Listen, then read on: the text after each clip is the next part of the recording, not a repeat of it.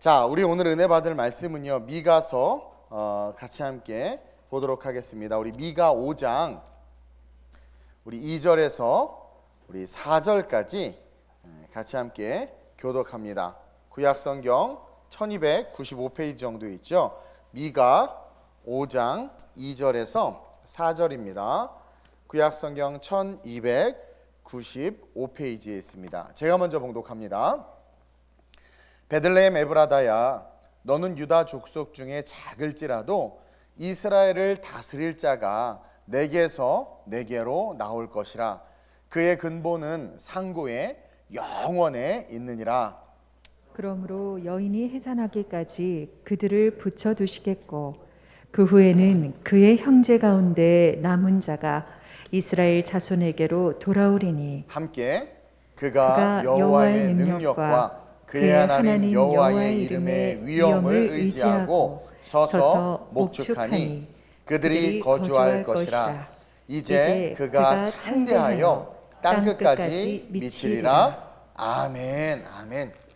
한번 따라합시다. 작을지라도 작지 아니하도다. 우리 옆 사람 보고 작을지라도 당신은 작지 않습니다. 네. 2000년 전에 우리 주님이 오셨죠. 낮고 낮은 이 땅에 하늘의 모든 영광을 버리고 저와 여러분들을 위해서 오셨어요. 왜 오셨을까요? 우리가 그 이유는 다 알죠? 왜 오셨어요? 사랑하기 때문에. 사랑하기 때문에. 오늘 거룩한 주일날 우리가 교회에 오는 것은 주일이기 때문에, 내가 교적을 등록했기 때문에, 우리가 예배하는 이유가 내가 크리스찬이니까가 아니라 우리가 주님을 사랑하기 때문에 예배하고, 사랑하기 때문에 주일날 오는 것이고, 사랑하기 때문에 봉사하는 거예요. 그래서 우리의 모든 사랑과 봉사와 섬김의 첫 번째 대상은 예수 그리스도가 돼야 되는 거예요. 근데 오늘날 그것이 잘못해서 사람이 되고, 사람을 사랑하고, 사람을 섬기고, 사람을 위하다 보니까 교회가 산으로 가는 이상한 일들이 이루어졌다는 거예요. 우리 예수님은요, 이 땅에서 대접도 받을 수 있었고 섬김도 받을 수 있었고 얼마든지 높임도 받을 수 있었음에도 불구하고 우리를 사랑한다는 그 이유 하나만으로 어떻게 하셨어요? 기꺼이 고난과 고통을 즐거워하신 거야. 우리는 예수님을 사랑하기 때문에 이 코로나 시국에서도 예배하는 것이고, 예수님을 사랑하기 때문에 힘든 물질의 환경에서도 일부를 띄어서 헌금하는 것이고, 예수님을 사랑하기 때문에 아이들을 주일, 교회 학교, 썬데이 스쿨에 보내는 거예요. 예수님을 사랑하기 때문에 수련회 참석하는 거고, 예수님을 사랑하기 때문에 토요일날 와서 성전 청소하고 소독하는 거예요. 그것이 그냥 내가 맡겨진 직분이고, 내가 교회에 소속된 구성원이고, 내가 멤버십을 가졌으니까 하는 게 아니라, 우리가 하는 모든 것들, 특송을 하는 것이나 예배를 인도하는 것이나 대표 기도를 하는 것이나 그 모든 것들에 그 분명한 우선순위와 목적이 뭐예요? 예수님을 사랑하기 때문에. 예수님도 우리를 사랑하기 때문에 하늘 영광 보려고 오셨고, 우리를 사랑하기 때문에 질고를 감당하신 거예요. 우리도 예수님을 사랑하기 때문에 주일날 교회로 달려와야 되고, 예수님을 사랑하기 때문에 섬기는 것이고, 예수님을 사랑하기 때문에 예물을 드리는 거란 말이에요. 이 사랑의 대상이 예수님은 우리가 분명했고, 우리 역시 예수님이 분명해야 된단 말이에요. 그걸 저와 여러분들이 잊지 않았으면 좋겠어요. 따라서 우리도 우리를 사랑하심으로 말미암아 모든 것을 버리고 이 땅에 오신 그 예수님처럼 우리도 이제 정말 그 주님을 닮아서 그 예수님을 사랑함으로 말미암아 몸된 교회를 섬기고, 우리의 시간과 물질, 그것을 우리 주님께 올려드릴 수 있는 진정한 예배자가 되어야 될 줄로 믿습니다. 우리 주님 보세요. 우리랑 너무 다르잖아요. 초라한 말구 위에 누이셨단 말이에요. 약해 보였고 초라해 보이셨어. 응애 태어났는데 그렇죠? 머리 둘 곳조차 없고 유할 곳조차 없고 성탄절날 빈방 있어요? 다 없다고 그러잖아요. 그게 우리잖아요, 우리. 그래가지고 베들레헴은 이렇게 석회동굴 같은 게 많았는데 그 마구간이라고 해서 막 이렇게 마구간이 아니라 이렇게 벽이 이제 동굴처럼 된 반동굴 같은 곳에 그냥 짐승들을 두고 이렇게 하는 곳에 어쩔 수 없이 피해서 그 안에 들어가서 아이를 낳은 거예요. 얼마나 초라해 보여요. 또 응리에 태어났는데 아무것도 가지지 않았어. 뭐 능력이 보이는, 태어났는데 막 빛이 반짝반짝 태어나는 것도 아니고 그냥 평범한 아이처럼 태어났어요. 근데 마리아와 요셉, 영화 네이티비티 스토리에서도 잘 표현했는데 먹을 것조차 없이 가난했단 말이에요, 이 둘이. 그리고 편의점 하나 없는 깡촌에, 지금 우리 웬만한 데 가면 다 그래도 생활권들이 있어서 누리지만 베들레헴이라는 곳은요 완전 깡촌이기 때문에 뭐 먹을 거 마실 거를 구하기가 쉽지 않아. 애가 태어났는데 그 상황에서 부모가 또 가진 것도 없어. 그런 열악하고 초라한 환경에서 아무것도 가지지 않은 능력 없는 모습으로 그렇게 태어나셨단 말이에요. 근데 그것은 우리를 사랑하시기 때문에 당신 자신께서 우리를 얼마나 사랑하시는지를 자기가 가장 초라하게 태어나심으로 우리에게 보여주신 거야. 왜냐면 이것은 상반된 거예요. 그분이 얼마나 영광과 존귀로 가득하신 하나님이세요. 근데도 불구하고 그렇게 낮게 태어나신 것은 오히려 역설적으로 그 낮게 태어나신 그 모습이 그만큼 우리를 사랑하시는구나. 그 모든 것을 버릴 만큼 우리를 사랑하시는구나. 그것을 깨달아야 돼요. 빌립보서 2장 6절에서 8절에 보면 나와 있죠. 시작. 그는 근본 하나님의 본체시나 하나님과 동등됨을 취할 것으로 여기지 아니하시고 오히려 자기를 비워 종의 형체를 가지사 사람들과 같이 되셨고 사람의 모양으로 나타나사 자기를 낮추시고 죽기까지 복종하셨으니 곧 십자가의 죽으심이라. 놀라운 분명한 모습을 보여주고 있는데 하나님과 본체시다. 하나님이시다. 하늘의 모든 것을 취하시고, 아니 가지실 수 있는 분이시다. 근데 그것을 취할 것으로 여기지 않고 모든 것을 비우시고 낮아지고 십자가에 죽으셨다. 왜? 우리를 얻기 위해서. 하늘의 모든 걸 버리고 우리를 얻기 위해서. 그만큼 우리를 사랑하셨다라는 거죠. 동명 박사들이 와서 그 아주 그냥 초라하게 태어난 그 애기 그냥 둘 데도 없어서 말 구유에 누였단 말이에요. 천으로 보자기로 싸서. 남이 보면 얼마나 가난한 집에 태어난 가난한 아이라고 여겨지겠어요. 머리 둘 곳조차 없는 그곳에.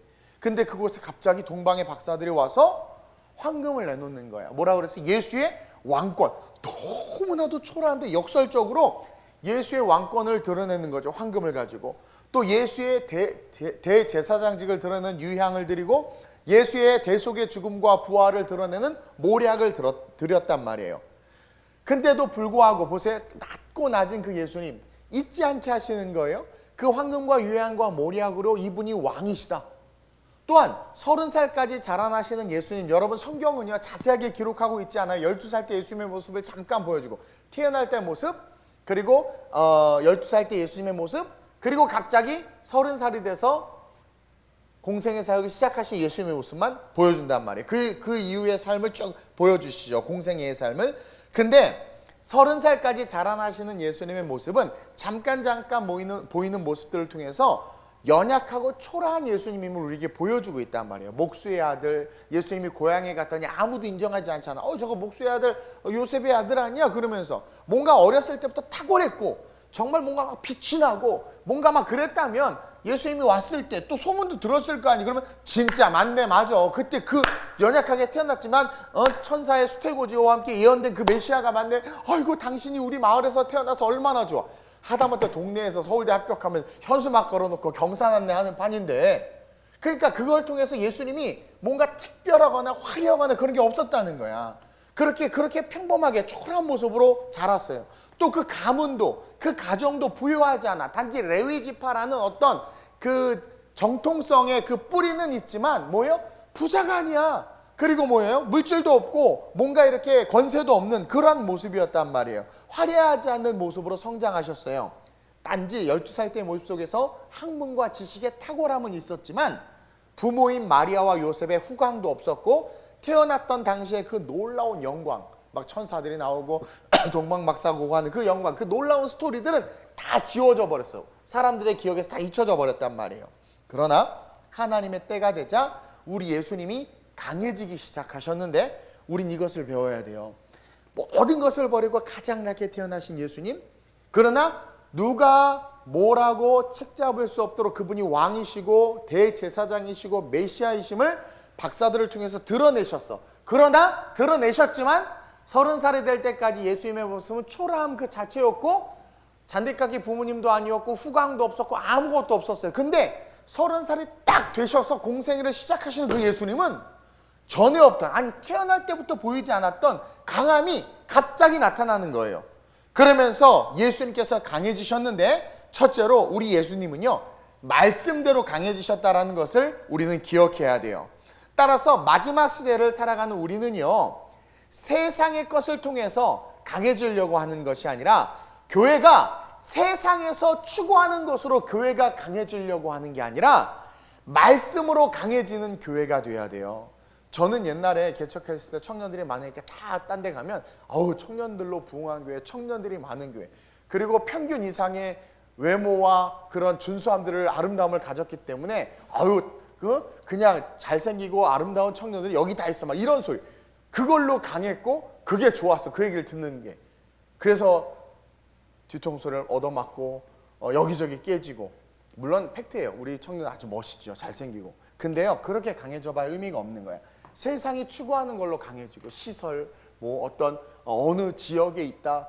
교회가 어디 있습니까? 아 용인 동백에 있습니다. 거기가 어디예요? 이게 아니라 강남에 있습니다. 이게 아니라 무엇으로 강해져야 되냐면 저와 여러분들 그리고 여러분들의 자녀들을 무엇으로 강하게 만들어야 되냐면 부모님이 가지지 못하고 뭐 이렇게 내세울 게 없고 초라해 보인다 한다 할지라도 기억해야 되는 게 말씀으로 강해지고 말씀을 추구함으로 말미암아 하나님께서 강하게 하시는 삶으로 우리의 자녀들과 교회와 우리의 미래의 삶을 세워야지, 그러지 아니하면 우리는 세상에 그냥 지배당하고 무너질 수밖에 없다는 것을 저와 여러분들이 깨달아야 돼요. 오늘날 많은 사람들이 세상의 것을 가지고 강해지려고 한단 말이에요. 아니에요. 이 예수의 탄생 앞에서 우리는 말씀으로 강해지는 삶을 살아야 한다. 오늘 본문 볼까요? 미가 5장 2절에 베들레헴 에브라다에 대해서 성경이 뭐라고 이야기하고 있냐면 유다 족속 중에 작은 마을이라고 이야기하고 있어요. 그러나 그 세상이 규정하는 그 작은 마을에 대해서 성경은 5장 2절 함께 읽겠습니다. 시작. 작을지라도 이스라엘을 다스릴 자가 내게서 내게로 나올 것이라. 영혼에 있느냐. 미안해요. 내가 스크립트를 그 부분만 줬죠. 보세요. 베들레헴 에브라다 같은 말이에요. 베들레헴의 옛날의 지명이 에브라다인데 같은 말이에요. 베들레헴 에브라다야, 너는 유다 족속 중에서 가장 작은 마을, 아무도 신경 써주지도 않고 보여지지도 않고 자랑할 만한 것도 없는 작은 마을인데 그 마을에 대해서 뭐라고 규정해요? 세상은 작은 마을이라고 말할지라도 그 작은 마을, 너는 작지 않아. 왜냐하면 너를 통해서 이 마을에서 이스라엘을 다스릴 자가 나올 것이기 때문에. 예수님이 탄생하시기 700년 전에 이 미가 선지자가 지금 예수님 탄생에 대해서 예언하고 있는 거예요. 그리고 그 왕으로 오시는 예수님이 예루살렘에서 태어나야 되는데 어떻게 보면 우리의 이성은 근데 예루살렘이 아니라 저 산동네 촌구석 베들레헴이라는 곳에서 태어났다란 말이에요. 태어난다라고 지금 예언하고 있는 거죠. 그리고 정확하게 700년 후에 예수님께서 이 베들레헴 에브라다에서 태어나신 거예요. 여러분 당시 베들레헴은 아까도 말했지만 화려한 도시가 아닙니다. 예루살렘에서 남서쪽에 위치한 해발 777m 정도의 산악지역이고 그 지역은 동굴이 벌집처럼 막 그렇게 있는 그런 지역이에요. 촌동네고 아무도 관심 갖지 않는, 알아주지 않는 그런 곳이었어요. 근데 그곳에 말씀이 먼저 임하고 임한 말씀이 이루어지자 어떻게 돼요? 그 에브라다 베들레헴은 지금 이 강단에서 회자될 뿐만 아니라 예수님으로 말미암아 작지만 작지 않은 가장 위대한 마을로, 아름다운 마을로 기억되고 있다라는 거죠.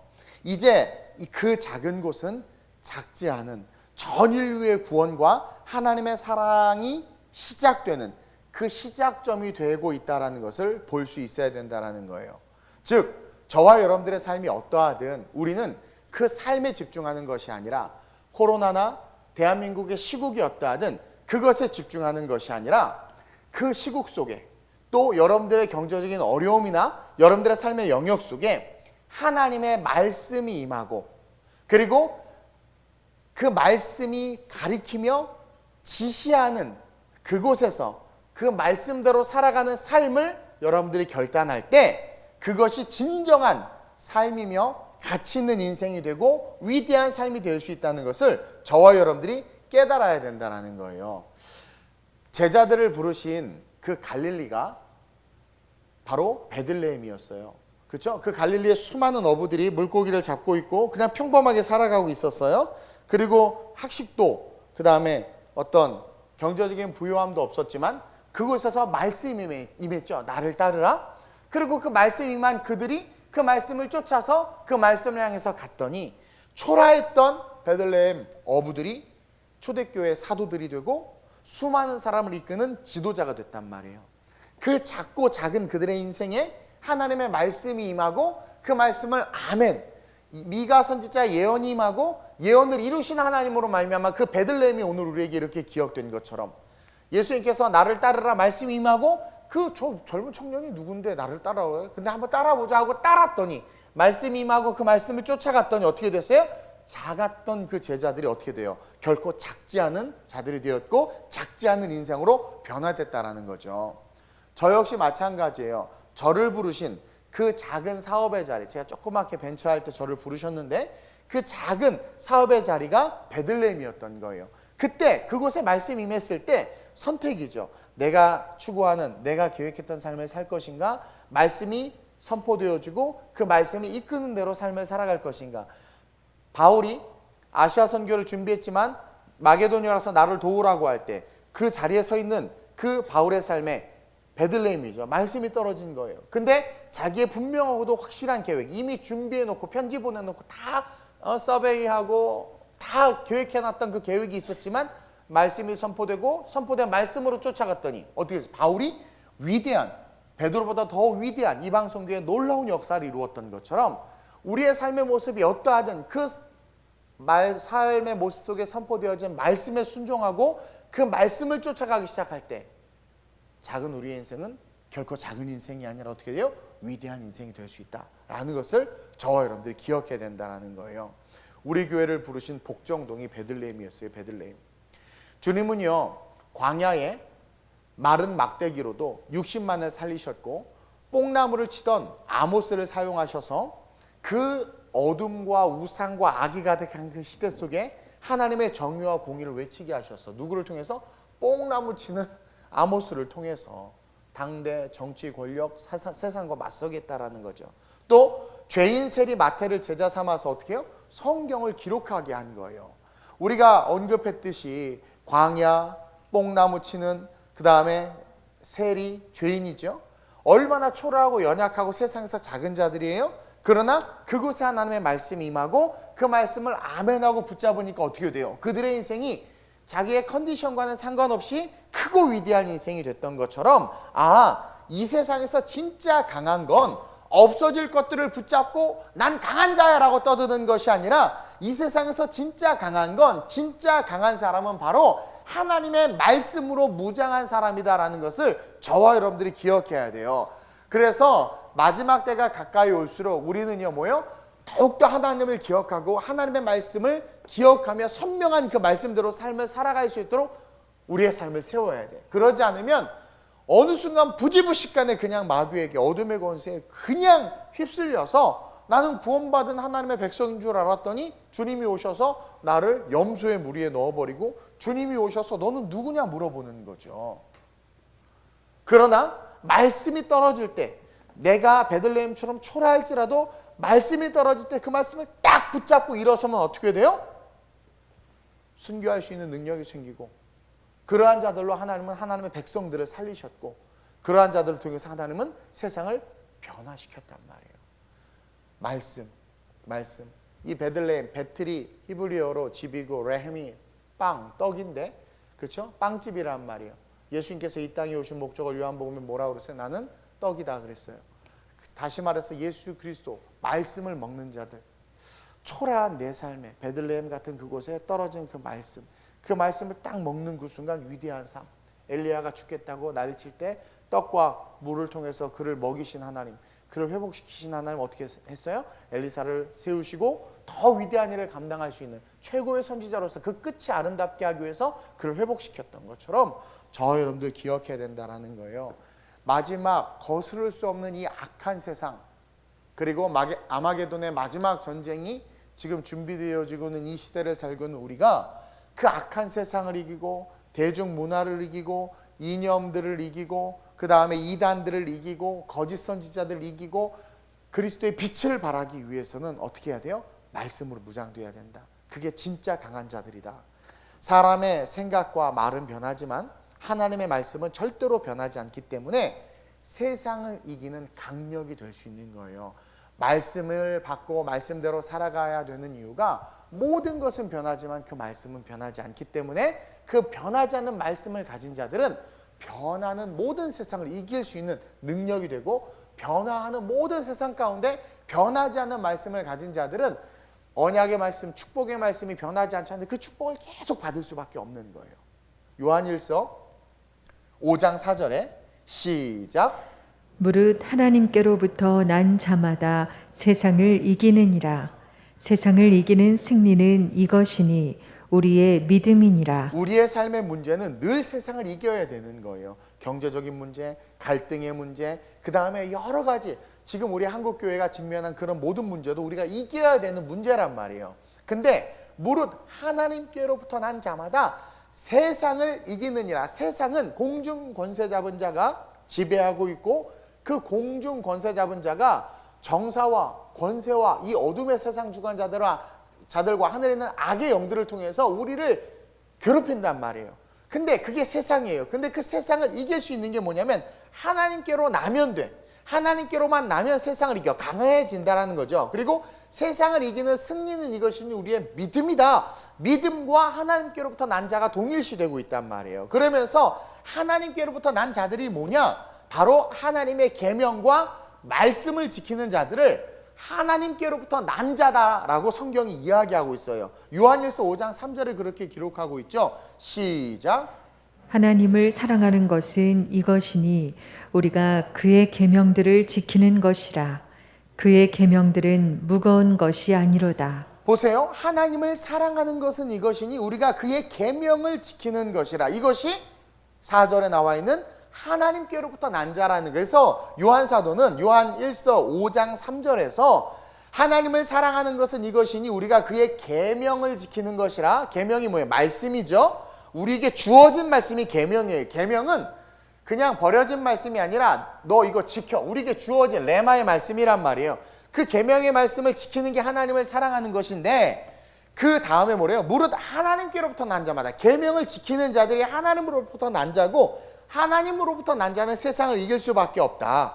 그러면서 결론으로 뭐라고 이야기하냐면 그 하나님으로부터 난 자, 말씀으로 말미암아 말씀을 붙잡는 자들은 세상을 이기는 자들로 위대하게 일어설 수 있다. 그게 사사고 그게 예수님의 제자들이었고 그게 오늘날 저와 여러분들이 돼야 된다고 이야기하고 있는 거예요. 그래서 요한일서 5장 5절에 이렇게 이야기하죠. 시작. 예수께서 하나님의 아들이심을 믿는 자가 아니면 세상을 이기는 자가 누구냐? 따라서 우리는요, 말씀으로 강해지는 것이 얼마나 중요한 것인가. 예수님도 말씀대로 오셨고 말씀대로 성장하셔서 말씀대로 사역하시고 말씀대로 나귀 타시고 말씀대로 십자가 지시고 말씀대로 성령 보내주시고 말씀대로 올라가셨단 말이에요. 그것처럼 우리도 이 시대에 말씀대로 삶을 살아가는 것. 우리의 삶이 작고 초라할지라도 베들레헴 같을지라도 우리에게 주어진 레마의 말씀, 선포된 말씀을 붙잡고 그 말씀을 사랑하고 살아가면 우리는 세상을 이길 수 있는 작지만 작지 아니한 큰 자가 될 수 있다는 것을 저와 여러분들이 기억해야 된다는 거예요. 그러면서 둘째로 예수님은 순종으로 강해지셨어요. 순종. 오늘 본문 4절에 시작.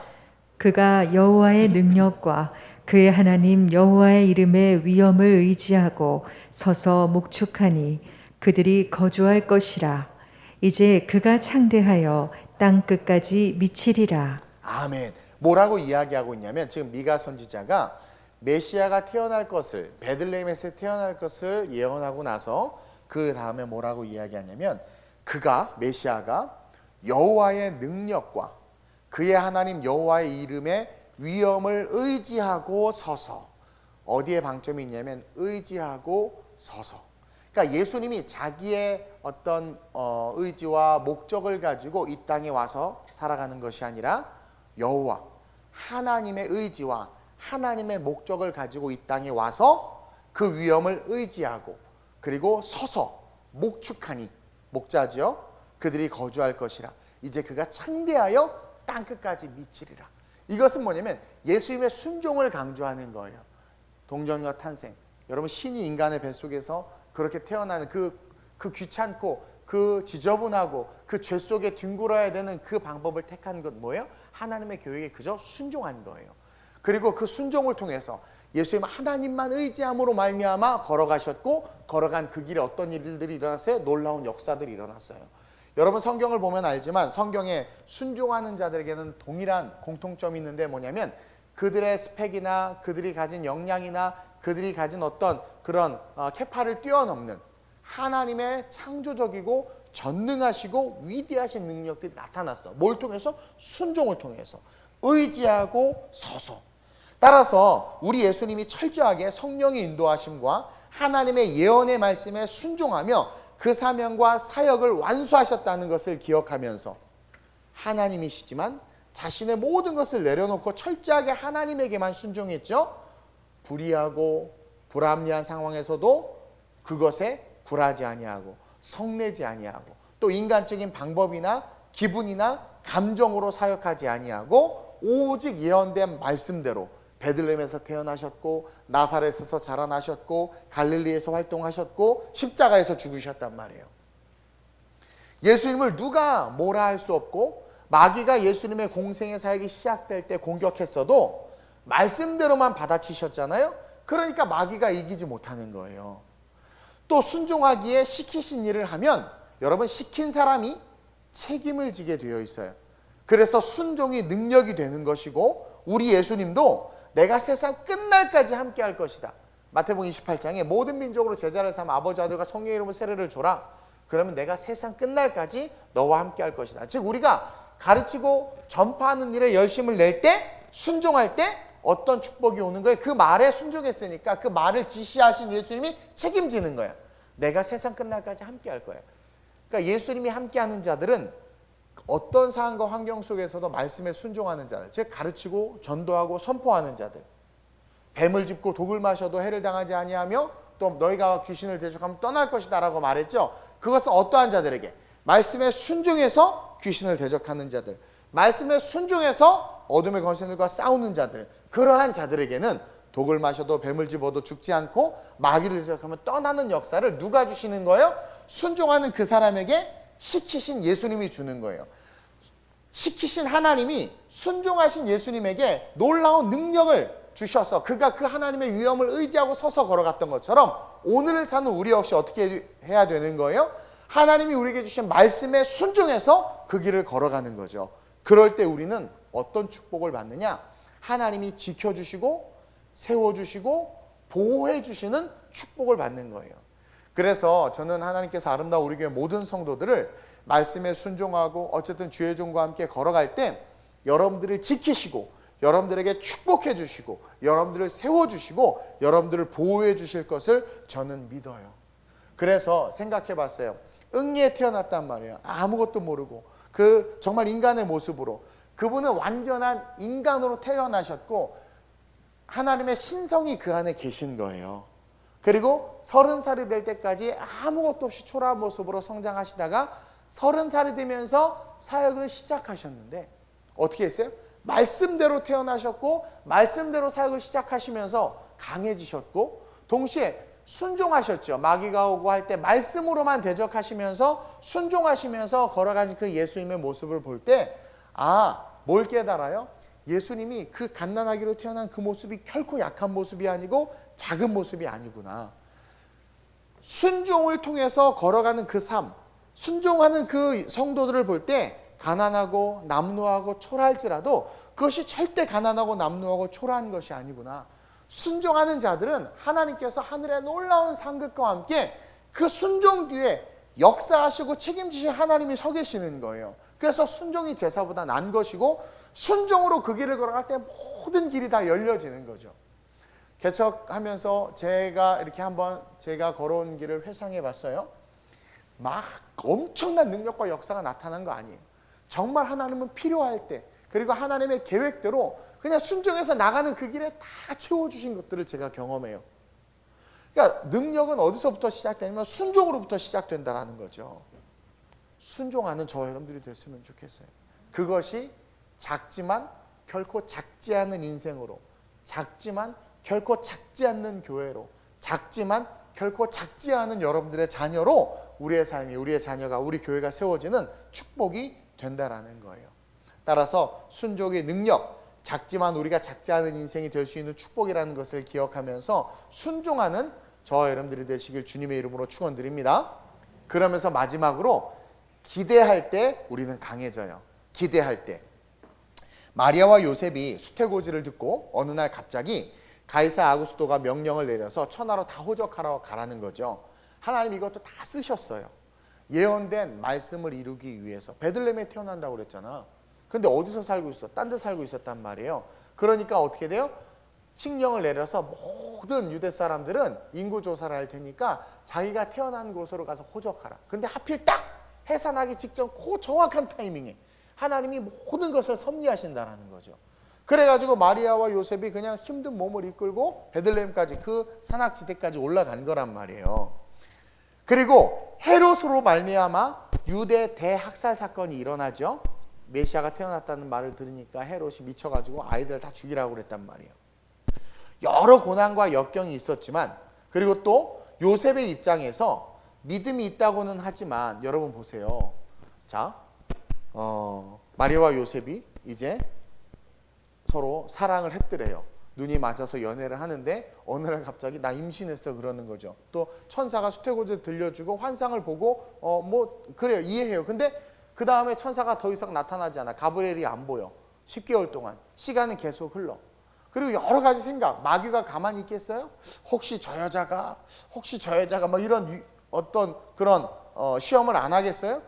그런 유혹과 역경이 있었단 말이에요. 근데 그 모든 것을 이겨내고 마리아와 요셉이 베들레헴까지 걸어가서 예수 그리스도를 태어나게 한단 말이죠. 그리고 또 태어났는데 보니까 이 어린 아기가 진짜 메시아일까? 그런 의심이 들었을까 안 들었을까요?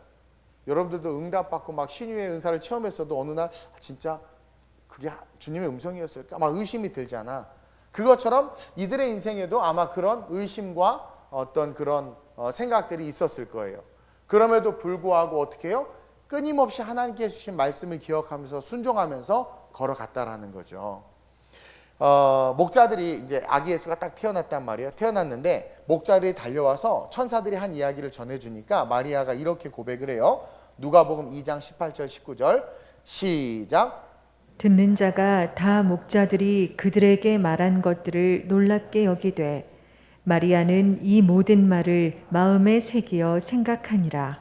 그러니까 믿을 수 없고 믿지 않는 상황들이 계속돼요. 그리고 기대할 수 없는 모습들이 계속 보인단 말이에요. 그럼에도 불구하고 마리아는 이 모든 말을 마음에 새기어 생각하니라. 다시 말하면 이 마리아가 기대할 수 없고 모든 것들이 내가 예상하거나 내가 꿈꾸는 모습이 이루어지지 않을 것 같은 불안함들, 또 여러 가지 마귀의 속삭임들, 많은 유혹들이 있었지만 이 마리아와 요셉의 특징은 뭐냐면 끝까지 하나님이 주신 말씀을 잃어버리지 않고 기대했다라는 거죠.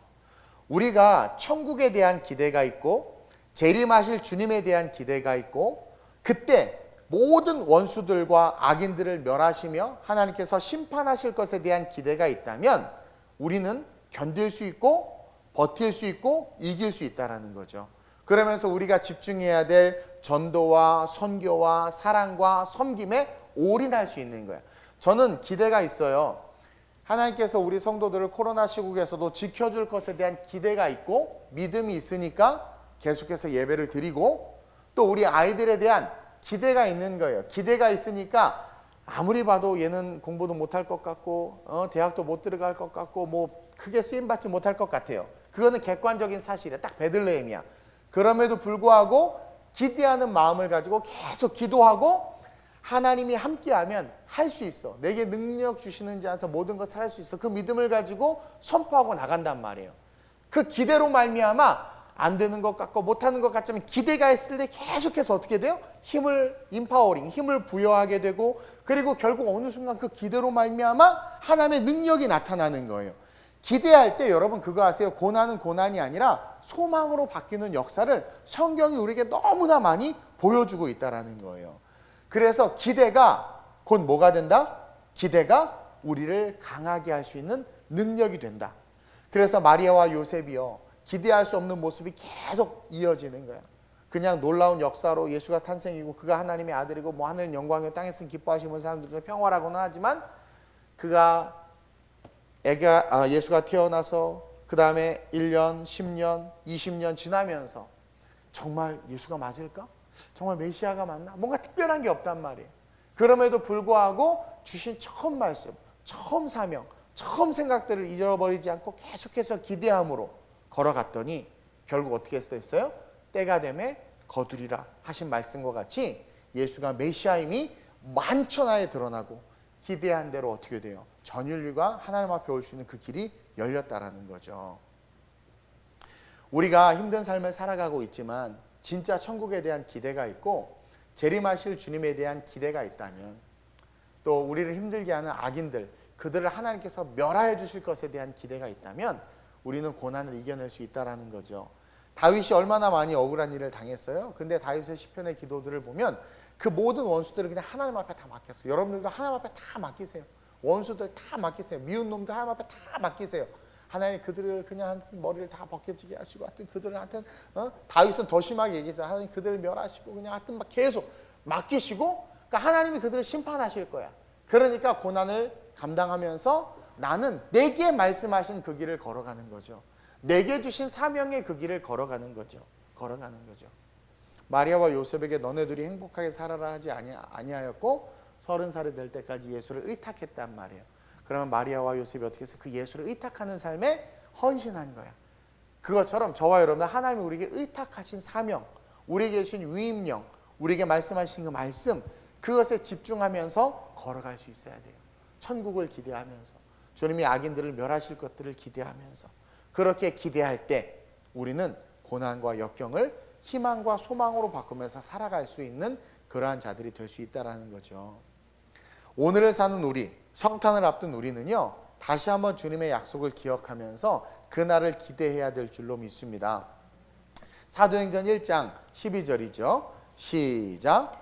이르되 갈릴리 사람들아 어찌하여 서서 하늘을 쳐다보느냐.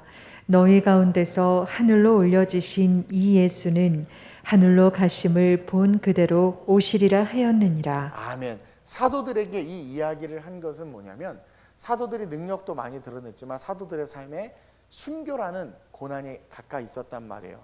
지금 사도들은 몰랐지만, 그리고 사도들이 살아가야 될 그 삶, 걸어가야 될 그 인생에 많은 고통과 고난이 있는 것을 우리 주님은 아셨어요. 그래서 이렇게 이야기하는 거예요. 하늘 소망 바라보고 삶을 살아가라고. 그들이 고난이 올 때, 역경이 올 때, 순교의 그 칼날이 눈앞에 있을 때 이 말씀이 기억나지 않았겠어요? 성령이 함께하니까 말씀이 당연히 기억나죠.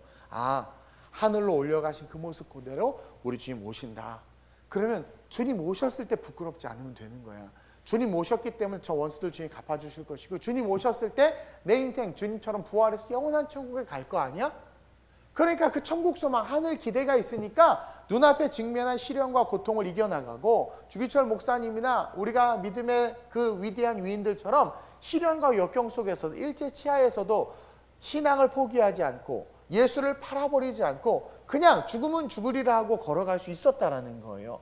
그 기대, 주님 오시는, 진짜 주님 오신다는 그 기대가 있으니까 그 기대가 현실을 이겨낼 수 있는 힘이 됐고, 내일에 대한 소망과 희망을 가질 수 있는 능력이 된 거예요. 저 역시도 천국에 대한 기대가 있기 때문에 삶의 가치와 방향이 많이 바뀌었어요.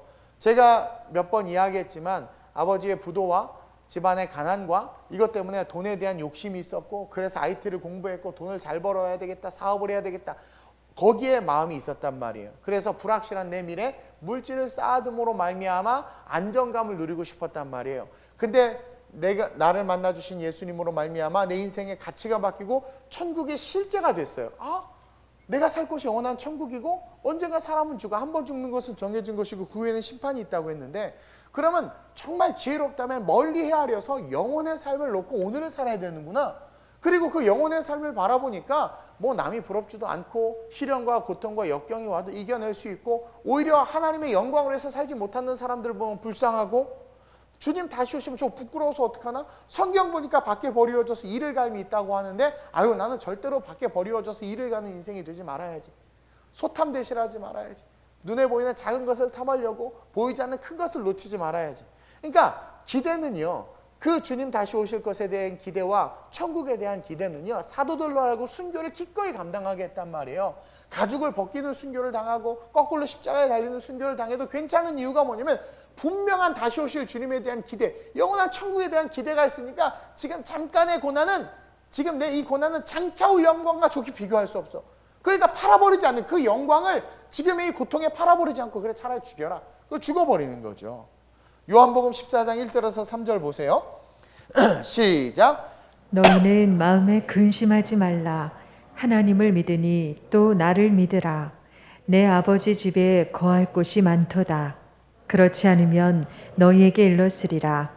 내가 너희를 위하여 거처를 예비하러 가노니, 가서 너희를 위하여 거처를 예비하면 내가 다시 와서 너희를 내게로 영접하여 나 있는 곳에 너희도 있게 하리라. 이 말씀이 얼마나 소망이 됐겠어. 너희는 마음에 근심하지 마라. 근심할 게 얼마나 많아요. 근데 하나님을 믿으니 나를 믿으라. 하나님을 믿으니, 너희를 사랑한 하나님, 나를 믿으라. 그래서 날 보내셨어. 그래서 내가 십자가 달 죽음으로 말미암아 너 영원한 아버지의 집에 거할 거야. 그 이야기 하는 거예요. 아버지의 집에 거할 곳이 많아. 그러니까 마음에 근심하지도 염려하지도 말고, 내가 다시 와서 너희와 함께 영원한 천국에서 왕노릇하며 함께 할 거니까 이 땅에서 어떻게 하라는 거예요? 영원한 천국을 바라보고 기대하라는 거죠. 여러분, 세상이 우리를 작다고 하고 교회를 무시하고, 지금 한국 교회를 많이 무시하고 있죠. 저와 여러분들 스펙이 없고, 또 부모로서 자녀에게 많은 것들을 못 해줘서 미안한 마음이 있을 수 있어요. 그렇죠? 그리고 또 여러 모양을, 지금 한국 교회가 이 코로나 때문에 어떻게 보면 압제를 당하잖아요. 말도 안 되는 일들. 지금 이탈리아 대사관이 아니죠.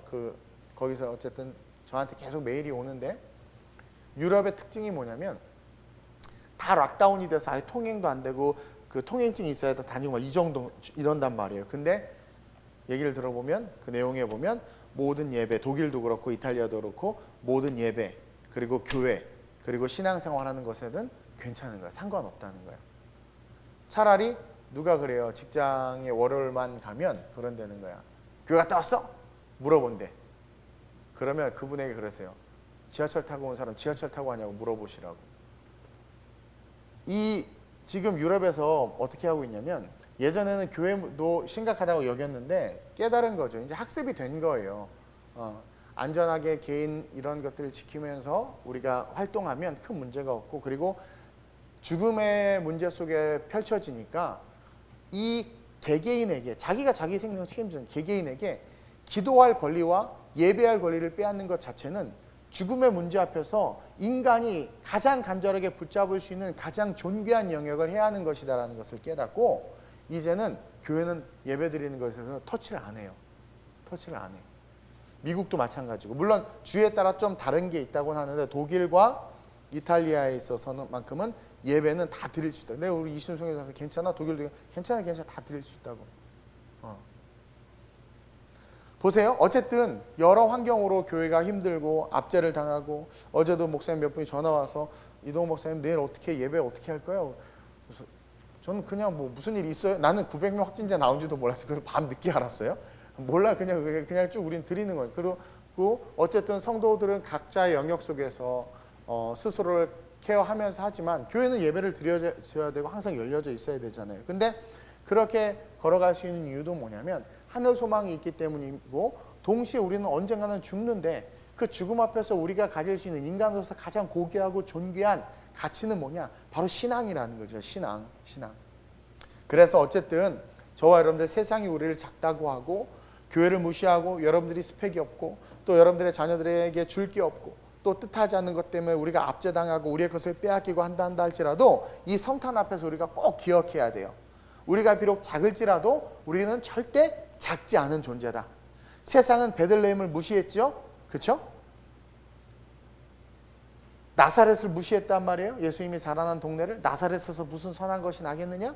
베들레헴아 너는 결코 작지 않다라고 말하는 건 수많은 사람들이 작은 동네, 너는 이 조그만 동네 그렇게 무시했던 거죠. 근데 그곳에 뭐가 어떤 일이 일어나요? 말씀이 선포됐어요. 말씀이. 그리고 그 베들레헴은 그 선포된 말씀으로 말미암아 어떻게 돼요? 메시아가 탄생했죠. 그리고 가장 위대한 마을이 되었어요. 전 세계가 다 알아. 베들레헴 복정동은 몰라요. 미국 사람도 모르고 영국 사람도 아무도 몰라. 근데 베들레헴은 미국 사람, 영국 사람, 심지어 중동 사람들도 베들레헴은 다 알아. 그렇게 작고 촌동네를 전 세계가 다 아는 만큼 유명한 데가 됐어. 유명한 도시가 됐어. 보여지는 것이 아니라 내 삶에 말씀이 임하고 그 말씀에 순종하고, 그리고 순종하면서 고난과 시련이 닥치죠. 모든 민족으로 제자를 삼는데 쉽지 않잖아요. 저에게도 하나님께서 순종하라고 주신 말씀이 있어요. 선교하는 거 제 기질하고도 안 맞고 성격하고도 안 맞지만 하라고 해서 그냥 순종했어요. 수많은 역경과 문제가 직면하지만 하늘 소망, 주님 앞에서 칭찬받고 영원한 천국에 대한 기대가 있으니까 어떻게 돼요? 맞서 싸우고 나가게 돼. 근데 아까 말한 것처럼 누군가 일을 시키면 일을 시킨 사람이 어떤 문제가 생겨요. 그러면 시킨 사람이 어떻게 돼요? 책임지게 돼 있어. 세상은 오리발 내밀 수도 있지만 하나님은 그런 하나님이 아니잖아요. 시건하는 분이 아니잖아요. 그래서 말씀대로 우리가 걸어갈 때 마귀가 달려들고 질병이 오고 시련이 올 때 어떤 일이 일어나요? 하나님이 책임져 주시고 고쳐주시고 도와주시고 끝날까지 함께 하시는 거예요. 그래서 저는 어떤 확신이 있냐면, 제가 싱가포르에 가서 선교하다가 허리 디스크가 심하게 도져서 길거리에서 쓰러졌을 때 아마 한국에서였으면 난리 났겠죠. 근데 정말 걷지도 못하고 질질질질 이렇게 막 화장실에 쓰러져가지고 일어나지 못하고 있었었는데 그 팀들 다 보내고, 근데 제 안에 어떤 확신이 있었냐면 난 죽지 않고 지금 여기는 선교지고 내가 세상에서 딴 일하고 딴짓하다가 이것이 아니라 마귀가 선교 중간에 나의 약한 부분을 쳤지만 또 내가 나를 관리를 못했지. 잠도 못 자고 계속 설교하고 집회하고 뛰어다니고 막, 그러니까 허리가 디스크가 있는 상태에서 그러니까 무리가 오죠. 당연히 무리가 오죠. 썼으니까 내가 나를 케어하지 못하고 관리하지 못해서 또 마귀가 그걸 쳐 내가 지금 쓰러졌지만 여기는 선교의 자리이고 내가 말씀에 순종해서 이 자리에 서 있기 때문에 죽지 않아. 그리고 하나님이 날 고치시고 세우실 거야. 그리고 기도했어요. 기도하고 당장 안 났는데 어떤 마음이 기도하고 아프지만 그 아픈 것을 이끌고 해야 될 걸 계속 했어. 걸어갔어요. 같이 선교 갔던 분은 알 거예요. 걸어갔어요. 그 걸어갔는데도 불구하고 이게 장애가 되지 않고 내가 그 일을 하는 나를 봐요. 그러니까 하나님 보시기 얼마나 이쁘겠어. 그러면서 회복되는, 그리고 선교는 완성되는 그런 역사가 나타나는 거예요. 그러니까 저와 여러분들 하나님께서 지켜주시는 거죠. 개척할 때도 마찬가지로 아무것도 없이, 정말 말 그대로 아무것도 없이 개척했어요. 근데 제 인생의 제일 바닥일 때 하나님께서 개척하게 하셨는데 그때도 말씀하신 그 말씀에 100% 순종해서 그 길을 걸어갔을 뿐이에요. 근데 순종하니까, 그리고 하나님께 주신 말씀을 기대하니까 시키신 하나님이 문제가 올 때마다 계속 해결해 주시는 거예요. 계속 해결해 주시는 거예요. 그것처럼 보여지는 것이 아니라 여러분들이 베들레헴 같을지라도 매 예배 때마다 선포되어지는 말씀, 그리고 그 말씀에 순종한 우리의 삶, 그리고 천국에 대한 그 기대, 그 기대로 말미암아 걸어가면 저와 여러분들은 결코 작지 않은, 크고 위대한, 강해지는 그러한 성도들이자 그러한 아름다운 우리 교회 될 줄로 믿습니다. 오늘 이 말씀을 놓고 같이 한번 기도했으면 좋겠는데, 이렇게 기도했으면 좋겠어요. 이 베들레헴이라는, 다음 주에 한번 또 설교하겠지만, 베들레헴은 예수 그리스도 그 자체를 상징해요. 작고 연약한 말구이에 태어나신 그 예수님, 생명의 떡으로 오신 그 예수님, 그 베들레헴, 아무도 알아주지 않는 그 초라한 곳에서 태어나신 그 예수님, 초라한 우리의 삶에, 저와 여러분들 초라한 죄인, 죽어 마땅한 그 초라한 우리의 삶에 말씀이 딱 임했어. 예수님 우리의 삶에 태어나신 거예요. 우리가 베들레헴이에요. 우리가 베들레헴. 세상에서 멸시와 천대받는 작은 마을이란 말이에요. 이기심과 오만함이 가득해서 방 하나 내어주지 않는, 돈 주지 아니하면 방 하나 내어주지 않는 초라한 그런 심령을 가진 자들이 우리란 말이에요. 근데 이런 베들레헴 같은 우리의 삶에 말씀이 임한 거예요. 내가 너를 사랑한다. 하나님 우리에게 말씀을 주신 거예요. 전도자를 통해서 예수를 믿게 하신 거죠. 말씀이 임한 거예요. 그럼 그 말씀이 임한 우리는 이제 결코 베들레헴 작지만 작지 않은 존재로 우리의 삶이 변화된 거야. 그래서 우리는 결코 작을 수가 없는 거야. 우리의 부모가 누구든 우리의 스펙이 어떻든 우리는 작을 수가 없어요. 왜냐하면 우리는 이미 우리에게 말씀을 주셨고 그 말씀에 순종하며 천국을 기대하며 걸어가는 그 순간 예수님이 그러셨던 것처럼, 사도들이 그랬던 것처럼, 믿음의 선진들이 그랬던 것처럼 우리는 작지만 약한 자가 한 사람이 천을 이루고 약한 자가 강국을 이루는 것처럼 우리는 크고 위대한 하나님의 제자들이 될 수 있고 자녀들이 될 수 있다는 거죠. 그것이 뭐 부자가 되고 위대한 게 아니라 하나님과 동력하는 동력자가 될 수 있다는 거예요. 그리고 주님 앞에 섰을 때 인정받는 모습으로 세워질 수 있다는 거죠. 그 축복을 주신 하나님 앞에 주님 이렇게 기도하세요. 내가 주님 다시 오시는 그날까지 베들레헴 같은 내 삶에 주시는 그 말씀, 나로 말미암아 드러나길 원하시는 그 예수, 순종을 통해서 드러나게 함으로 말미암아 하나님의 기대, 하나님의 축복, 하나님의 능력이 머무는 삶으로 세상의 빛과 소금 될 수 있게 해달라고, 코로나 상황이든 이보다 더한 상황이든 마지막 아마게돈 전쟁이 일어난다 한다 할지라도 그 상황 속에서 인봉이 띄어져서 휴거되지 못하고 이 땅 가운데 남아있어야 하지만 남아있어도 여러분들 말씀 붙잡고 이기는 자가 되면 다시 주님 지상 재림하실 때 우리는 영원한 천국에 들어갈 수 있는 기회가 한 번 더 있어요. 내가 만약 하나님 놓쳐서 그렇게 넘어졌다 한다 할지라도 끝까지 주님을 의지함으로 말미암아 하나님의 그 영원한 기쁨에 참여하는 그러한 내가 될 수 있게 해달라고, 작은 우리의 낮은 자존감들 버려버리고 하나님 앞에서 내가 큰 자임을 기억하면서 포용력을 가지고 세상을 품고 큰 자임을 기억하면서 연약한 자를 품는 큰 그릇 될 수 있게 해달라고, 마지막 이 시대에 이 성탄과 함께 세상의 빛을 발하는 내가 될 수 있게 해달라고 우리 주님의 이름 한번 부르고 합심으로 전심으로 기도합니다. 주여 할렐루야. 좋으신 아버지 하나님 감사합니다. 하나님이 성탄 작은 베들레헴에서 태어나신 예수 그리스도를 묵상합니다. 그 작고 작은 마을에 말씀이 선포되었고 미가 선지자로 말미암아 선포된 그 말씀대로 예수님이 태어나셨고 태어나신 예수님이 우리를 구원하시는 놀라운 역사를 이루었음을 봅니다. 하나님 우리의 삶에 연약하고 초라한 우리의 삶에 말씀을 주셔서 예수를 주셔서 구원받게 하시고 그 예수로 말미암아 영원한 천국을 바라보며 영원한 천국 백성 될 수 있는 기회 주심에 감사합니다. 이제 그 영원한 천국을 바라보며 순종하며 걸어가는 아름다운 우리 교회 모든 성도들 되게 하여 주옵소서.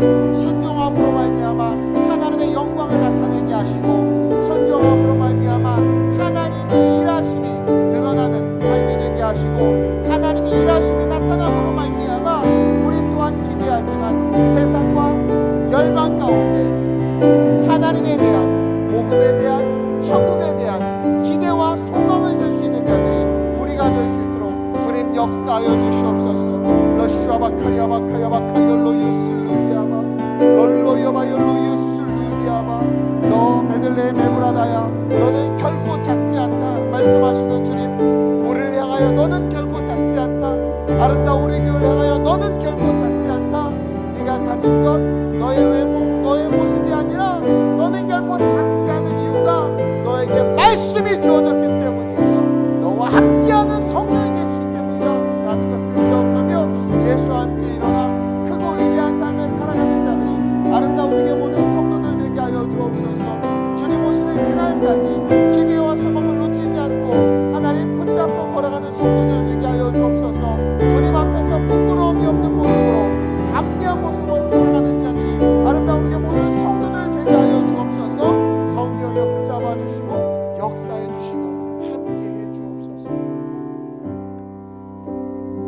예수님이 탄생하기 700년 전 하나님의 선지자 미가는 이렇게 예언합니다. 베들레헴 에브라다야 너는 유다 족속 중에 작을지라도 결코 작지 않다. 이스라엘을 다스릴 자가 내게서 내게로 나올 것이라. 그는 근본은 상고에 영원에 있느니라. 작고 작은 그 베들레헴에 대해서, 에브라다야에 대해서 새로운 규정을 하시는 주님의 음성을 오늘 우리 모든 성도들이 들었습니다.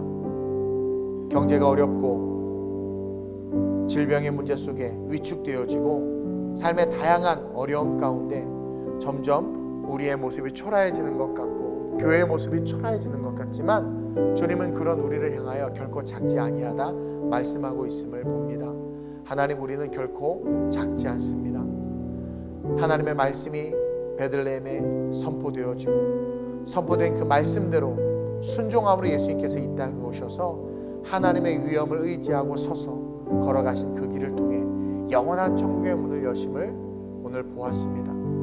하나님, 우리의 삶에 어느 순간 주어진 그 말씀, 베들레헴 같은 우리의 인생 속에 주신 그 말씀을 믿고 예수 믿고 그 말씀에 의지하여 순종하여 걸어가기 시작한다면 우리는 지금은 작게 보일지라도 결론적으로 영원한 천국에 주님과 함께 왕같은 제사장으로서의 삶을 살 뿐만 아니라 가깝게는 이 땅에서 우리 순종을 통해서 걸어가는 우리의 삶에 일하여 주시는 하나님의 능력을 경험함으로 우리의 삶이 바뀌며 어두운 밤하늘에 밝은 빛이 떠 예수를 찾아올 수 있었던 동방박사들처럼 우리를 빛과 같이 빛나게 함으로 말미암아 잃어버린 영혼들을 주께로 이끌 수 있는 큰 자들로 하나님이 우리를 세우시고 삼으심을 오늘 말씀을 통해서 배웠사오니 작다 스스로 여기며 위축되는 삶이 아니라 내가 작지 아니하다, 하나님께서 나를 결코 작게 두지 아니하시며 나로 말미암아 크고 위대한 삶을 살게 하실 것을 믿고 삶의 자리에서 다시 한번 일어나 걸어갈 수 있는 그런 우리 모두가